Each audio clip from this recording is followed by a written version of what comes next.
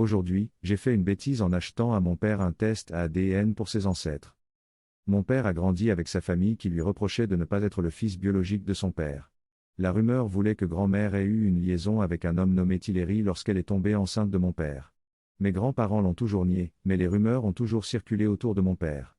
Grand-père était amérindien, grand-mère était blanche, et papa était leur seul enfant biologique, ses frères et sœurs ont été adoptés. Mon père était blond quand il était enfant, mais il est devenu plus foncé en vieillissant, et il ressemble à grand-père. Comme nous étions tous convaincus à 100% qu'il était biologiquement le fils de grand-père, nous avons décidé de mettre ces craintes de côté et de le prouver avec un kit à ADN pour son 61e anniversaire.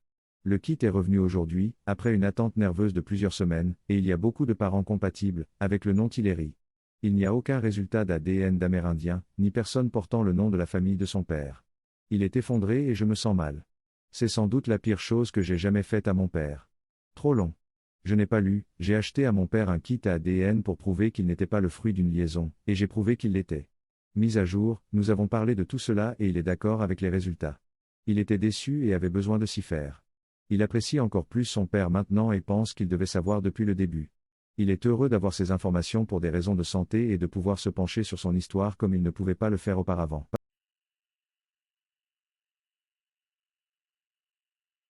Aujourd'hui, j'ai fait une erreur en offensant un partisan de Trump. Eddie, je me fiche de savoir pour qui vous votez. Ne soyez pas un trou du cul quand la personne pour laquelle un étranger a voté ne vous regarde pas. Je ne demande pas non plus à des inconnus s'ils ont voté pour l'un ou l'autre, pour ensuite faire une crise à ce sujet. Les gens viennent de tous les horizons, de toutes les cultures, de toutes les croyances et de toutes les associations politiques. Ce qu'une personne que je ne rencontrerai probablement jamais fait de son vote ne me regarde pas. J'ai trop de choses à faire dans ma vie pour m'en préoccuper, et je suis sûr que c'est aussi le cas de beaucoup d'entre vous. Eddie Diaz 2, les employés de bureau ont des caméras. J'ai transmis à la CLU et à la police l'heure de mon appel au moment où cela s'est produit. Je me fiche que vous y croyez ou non, mais soyez prudents et ne soyez pas un trou du cul avec ceux qui vous entourent pour des raisons stupides comme celle-ci. Je n'étais même pas au bureau du greffier pour voter, puisque je l'ai fait par courrier il y a quelque temps. J'y suis allé pour renouveler ma carte grise, et j'ai filé dès que j'ai vu la file d'attente descendre dans l'escalier. En sortant, un type s'est arrêté dans son énorme camion blanc et m'a demandé si j'avais voté pour Trump. Je lui réponds que je ne suis pas là pour ça. Mauvais choix, j'imagine. Il roule à côté de moi en hurlant que je dois vivre dans la cave de ma mère, qu'il va m'attraper, tu es un putain d'attardé, etc. Tout en me suivant jusqu'à ma voiture et en essayant de me couper la route. À ce moment-là, je marche sur la route pour rejoindre le trottoir qui mène au parking latéral.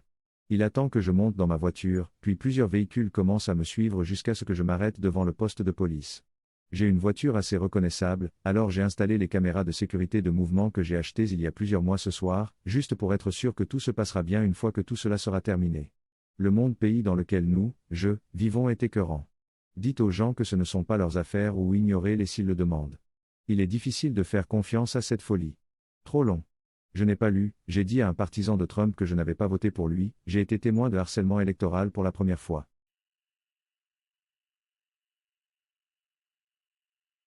Aujourd'hui, j'ai fait une erreur en postant sur Reddit. Obligatoirement, cela ne s'est pas produit aujourd'hui, mais plutôt il y a 2 ans. Il y a 2 ans, je vivais avec mon ex et notre colocataire. Nous l'appellerons Tony. Un jour, Tony rentre à la maison avec sa copine Taylor après l'avoir trouvé un chat jeté par la fenêtre de la voiture et l'avoir sauvé. Elle l'a récupéré et s'est rendue chez le vétérinaire. Elle a une jambe paralysée et une commotion cérébrale. Elle reçoit maintenant beaucoup d'amour. Ce post a fini par obtenir une certaine traction sur Reddit et quelques votes positifs. Taylor, la petite amie, a l'habitude d'être complètement folle. Elle crie et claque les portes pendant les bagarres et se comporte comme une petite amie folle. Elle est elle-même sur Reddit. Elle vient chez moi et commence à claquer les portes et à me crier dessus en me menaçant de me frapper parce que je ne l'ai pas mentionné dans le message.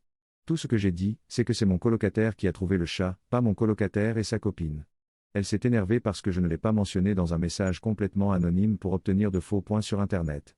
J'ai vraiment cru qu'elle allait me frapper pour ça. Tony a dû la calmer et j'étais à moitié effrayé, à moitié en train de rire. Elle est beaucoup plus grande que moi et fait de la musculation. Donc si elle avait donné un coup de poing, j'aurais été à terre pour le compte. Jusqu'à ce jour, je ne m'étais jamais battu, ni même approché d'une bagarre. Probablement parce que je suis une personne saine et gentille et que les gens ne veulent pas me frapper. Elle a fini par prendre le chat complètement et n'a jamais permis à moi ou à mon ex de voir ou d'entendre des nouvelles du chat. De peur que je ne gagne encore plus de faux points sur Internet. Grâce à desstrangers.on, un site anonyme. Depuis ce jour, je suis considéré comme la personne toxique. Quoi qu'il en soit, faites attention à ce que vous publiez sur Reddit. On ne sait jamais quel fou on va offenser. Si tu lis ceci, Taylor.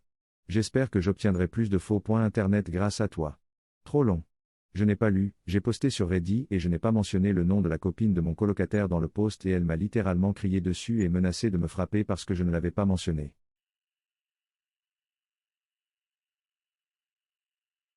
Aujourd'hui, j'ai fait une erreur en disant au père de mon rendez-vous mes intentions avec sa fille. Disclaimer, ce n'était pas aujourd'hui, mais je viens de m'en souvenir.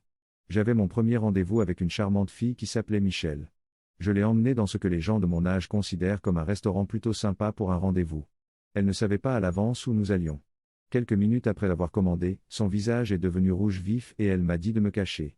J'étais confus et sur le point de demander pourquoi lorsqu'un couple plus âgé s'est approché de notre table et s'est présenté comme étant les parents de Michel. Après quelques brèves conversations désagréables, son père, qui avait déjà mentionné à 2 reprises qu'il était policier, en plaçant à chaque fois sa main à l'emplacement de son étui, m'a posé une question dont j'ignorais qu'elle était encore posée par les gens. Quelles sont vos intentions à l'égard de ma fille ? Pour la petite histoire, mes intentions étaient simplement d'apprendre à la connaître et peut-être d'entamer une relation avec elle. Malheureusement, la question m'a pris au dépourvu et j'ai tendance à, infailliblement, utiliser l'humour comme mécanisme de défense. J'ai donc répondu, je ne sais pas, monsieur l'agent. Je souffre d'un trouble de l'intention. Michel et sa mère ont éclaté de rire, mais son père ne s'est pas amusé. Il a emmené ma compagne au loin, pour ne plus jamais en entendre parler, par moi. Trop long. Je n'ai pas lu, les parents de ma compagne se trouvent au restaurant. Le père demande, quelles sont vos intentions avec ma fille ? Je lui réponds que je ne sais pas à cause de mon trouble du déficit d'intention.